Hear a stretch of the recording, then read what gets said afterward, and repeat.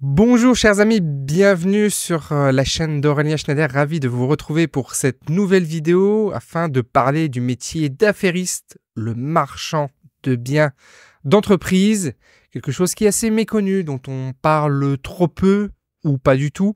Je vais vous présenter cette opportunité d'investissement. On pourrait aussi parler de marchand d'entreprise ou de marchand d'affaires. Voilà, j'ai utilisé ce terme de marchand de biens pour le vulgariser, pour qu'il soit plus compréhensible dans l'inconscient collectif.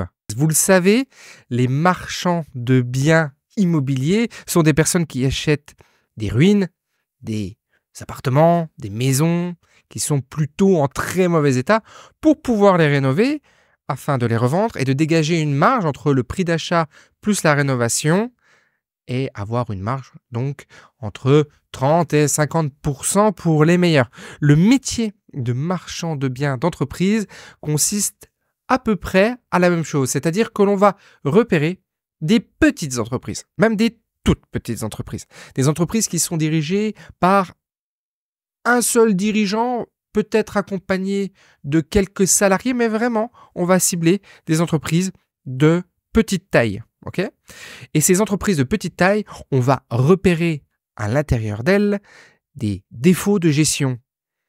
Un dirigeant, commerçant, pas très agréable avec ses clients, quelqu'un qui n'est pas calé dans le marketing digital, mauvaise gestion des factures, etc., etc., etc. Bref, on va repérer l'élément qui va nous permettre de démultiplier la rentabilité à l'intérieur de cette entreprise. Vous allez donc prospecter, démarcher des entreprises qui sont à côté de chez vous et pour lesquelles vous avez repéré que le dirigeant faisait quelque chose de mal, quelque chose qui peut être amélioré. L'avantage de ça, de le faire auprès des entreprises et donc de devenir un affairiste, le fait d'acheter des affaires, vous allez acheter soit du fonds de commerce, soit de la part sociale d'entreprise. Le fait de faire ça va vous permettre, un petit peu comme le marchand de biens, d'acheter l'entreprise, de la rénover, d'améliorer le point de rentabilité qui aujourd'hui était en friction, celui qui était mal vu, mal géré. Et une fois que vous avez fait ça, vous avez après deux solutions, un peu comme le marchand de biens, soit de mettre ce bien en location, le marchand de biens, c'est ce qu'il va faire. Vous n'allez pas le mettre en location, mais vous allez le mettre en gérance ou continuer à l'exploiter pour en toucher des dividendes, une rémunération particulièrement intéressante normalement, puisque vous avez augmenté considérablement la rentabilité. Ou alors, une autre solution, c'est de revendre. Vous revendez immédiatement cette entreprise et en faisant cette démarche, vous allez avoir une marge et cette marge, elle va être normalement assez conséquente. Je l'estime toujours entre 200 et 300% du prix d'achat, voire beaucoup plus. À partir du moment où vous avez des entreprises qui sont tellement mal gérées qu'elles ne valent quasiment rien, mais par exemple, elles pourraient être bien placées. Par exemple, il y a vraiment un levier extraordinaire à l'intérieur de celle-ci. Vous allez pouvoir exercer ce levier et puis pouvoir la faire exploser.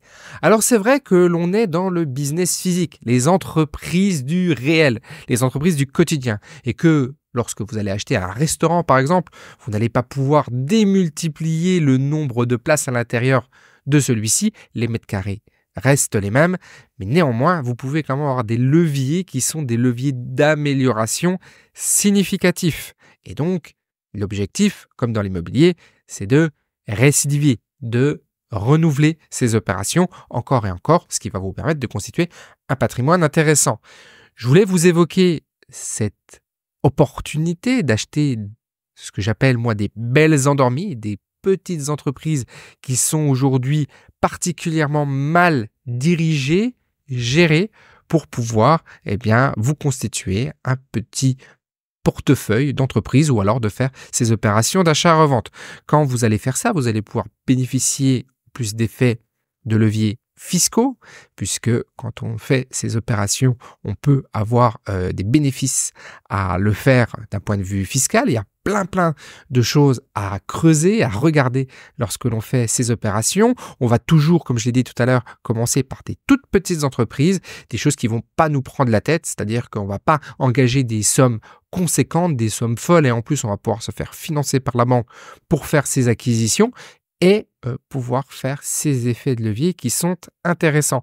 Si c'est un sujet qui vous intéresse, dans la description de cette vidéo, évidemment, vous aurez des ressources, une conférence sur ce sujet que j'organise prochainement. Je vous dis à bientôt. N'oubliez pas de vous abonner.